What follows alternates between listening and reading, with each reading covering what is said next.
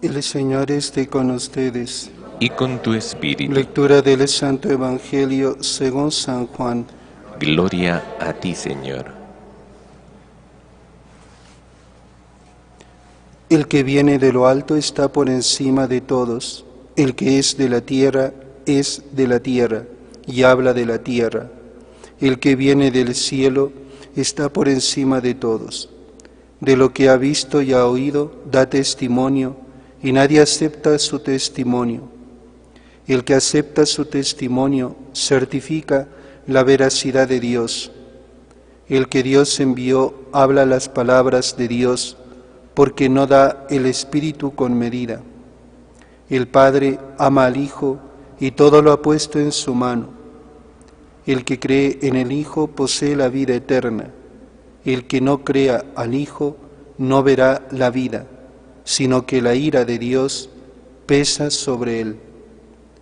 Palabra del Señor. Gloria a ti, Señor Jesús.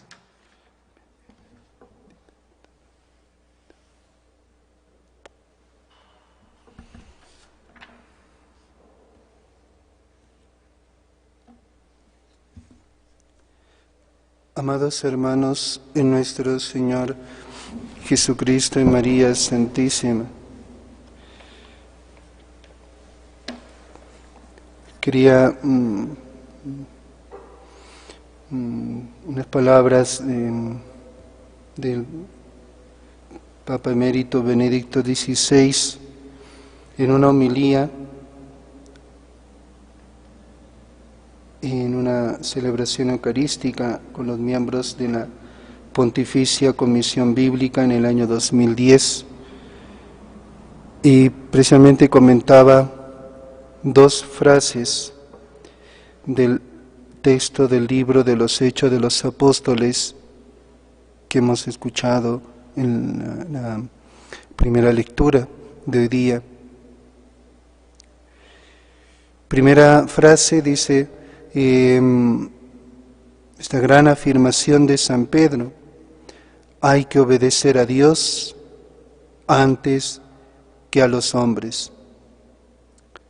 San Pedro, comenta el Papa, está ante la suprema institución religiosa a la que generalmente se debería obedecer.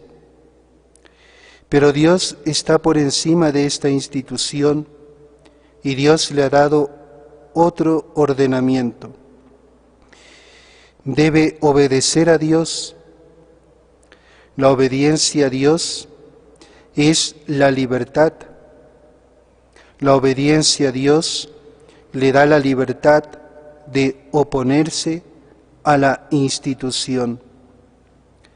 Y aquí los exegetas llaman nuestra atención sobre el hecho de que la respuesta de San Pedro al Sanedrín es casi, hasta en las palabras, idéntica a la respuesta de Sócrates en el juicio del tribunal de Atenas.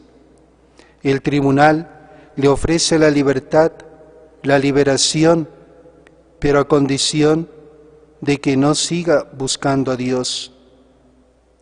Pero buscar a Dios, la búsqueda de Dios, es para él un mandato superior, viene de Dios mismo.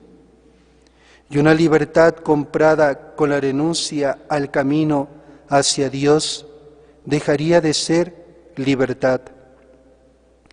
Por tanto, no debe obedecer a esos jueces, no debe comprar su vida perdiéndose a sí mismo, sino que debe obedecer a Dios. La obediencia a Dios tiene la primacía. Aquí es importante subrayar que se trata de obediencia y que es precisamente la obediencia la que da libertad. El tiempo moderno ha hablado de la liberación del hombre, de su plena autonomía, por tanto también de la liberación de la obediencia de Dios, a Dios, de la liberación de la obediencia a Dios. La obediencia debería dejar de existir. El hombre es libre, se dice hoy, ¿no? Comentó el Papa, es autónomo, nada más. Pero esta autonomía es una mentira ontológica, porque el hombre no existe por sí mismo y para sí mismo. Hemos sido creados por Dios. El hombre ha sido creado por Dios, como dice también San Ignacio de Loyola en el principio y fundamento de sus ejercicios espirituales. El hombre no existe por sí mismo, el hombre no se ha dado la existencia por sí mismo, él mismo, ¿no? A él mismo, y tampoco existe para sí mismo. Si vivimos, vivimos para el Señor, dice San Pablo en la carta a los Romanos. Si morimos, morimos para el Señor. En la vida y en la muerte somos del Señor. Y también es una mentira política y práctica, porque es necesaria la colaboración, compartir la libertad. Y si Dios no existe, si Dios no es una instancia accesible al hombre, solo queda como instancia suprema el consenso de la mayoría. Por consiguiente, el consenso de la mayoría se convierte en la última palabra a la que debemos obedecer. Y este consenso, lo sabemos por la historia del siglo pasado, puede ser también un consenso en el mal. Así vemos que la llamada autonomía no libera verdaderamente al hombre. La obediencia a Dios es la libertad, porque es la verdad. Es la instancia que se sitúa frente a todas las instancias humanas. En la historia de la humanidad, estas palabras de Pedro y de Sócrates son el verdadero faro de la liberación del hombre, que sabe ver a Dios y en nombre de Dios puede y debe obedecer no tanto a los hombres, sino a Dios, y así liberarse del positivismo de la obediencia humana. Cuando San Ignacio nos escribe esa carta de la obediencia, ¿no?, a los de Portugal, ¿no?, comentada por un autor muy bueno, el padre Espinosa Polit, habla de esto también, ¿no? O sea, no hay que mirar al hombre por el hombre, sino a Dios, que manda a través del hombre, ¿no? Por eso hay que obedecer al superior, cualquiera que sea, ¿no? Porque es Dios, ¿no? Bonito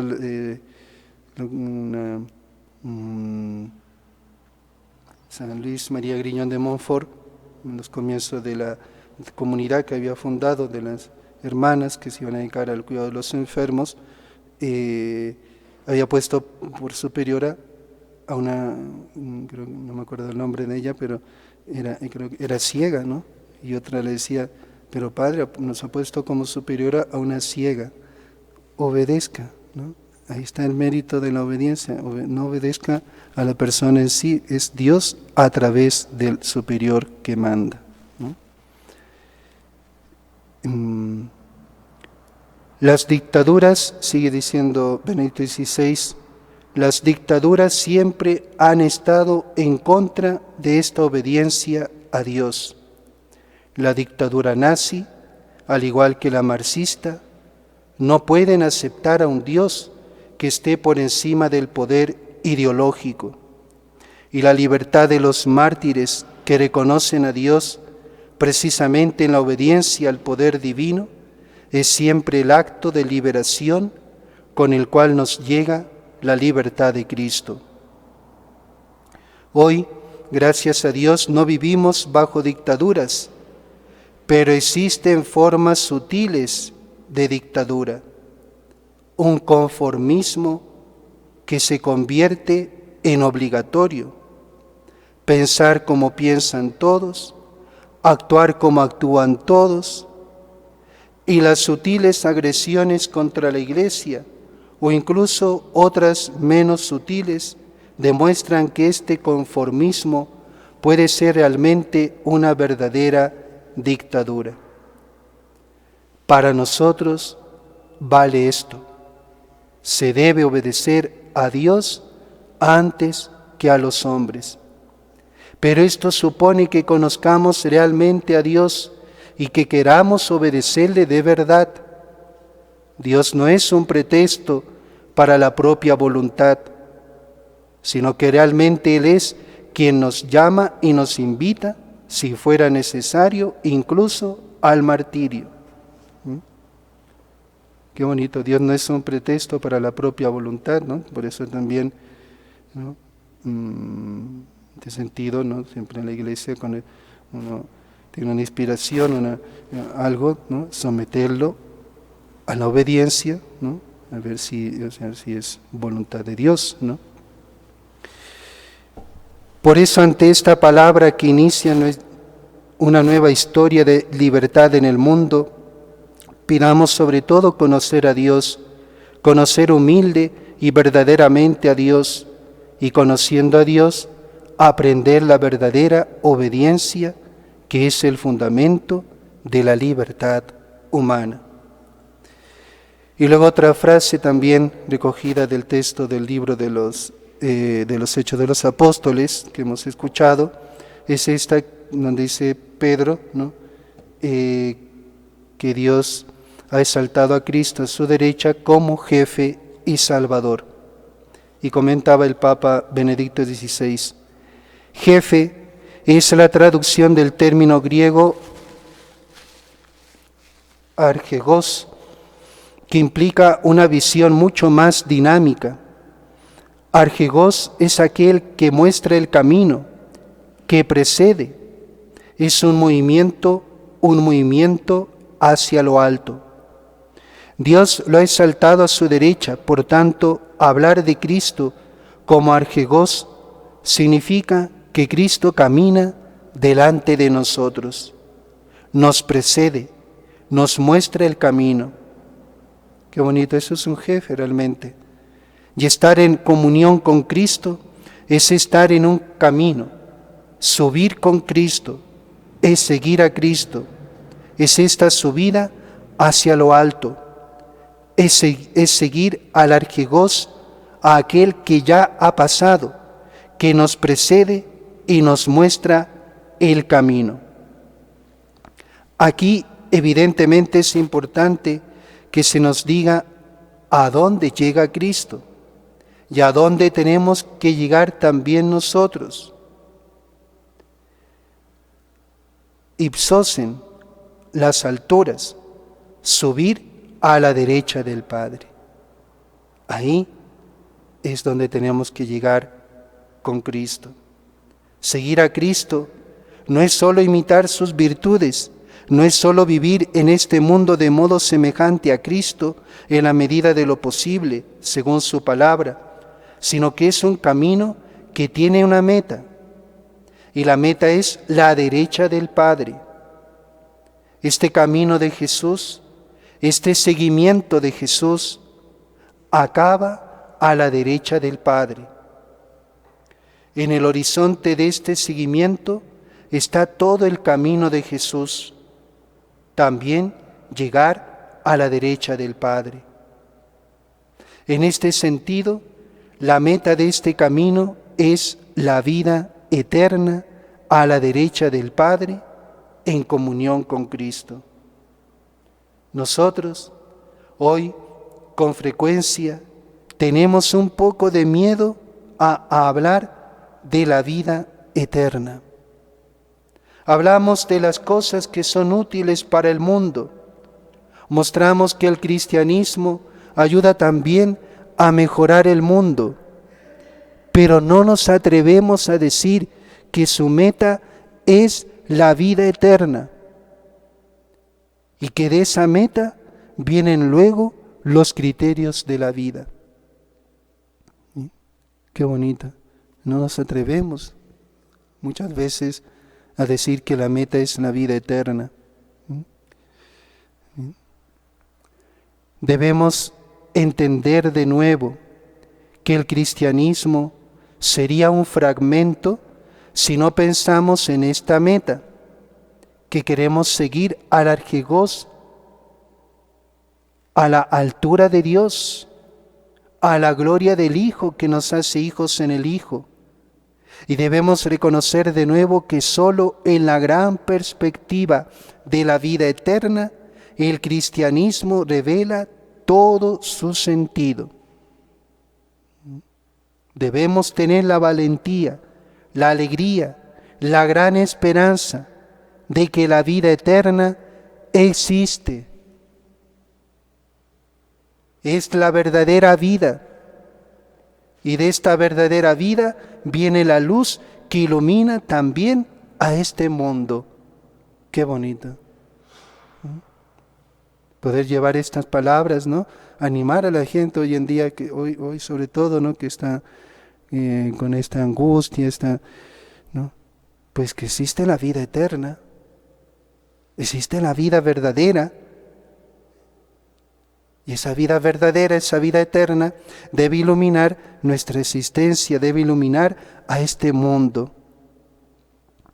Si bien se puede decir que aun prescindiendo de la vida eterna, del cielo prometido, es mejor vivir según los criterios cristianos, porque vivir según la verdad y el amor, aun sufriendo muchas persecuciones, en sí mismo es bien y es mejor que todo lo demás.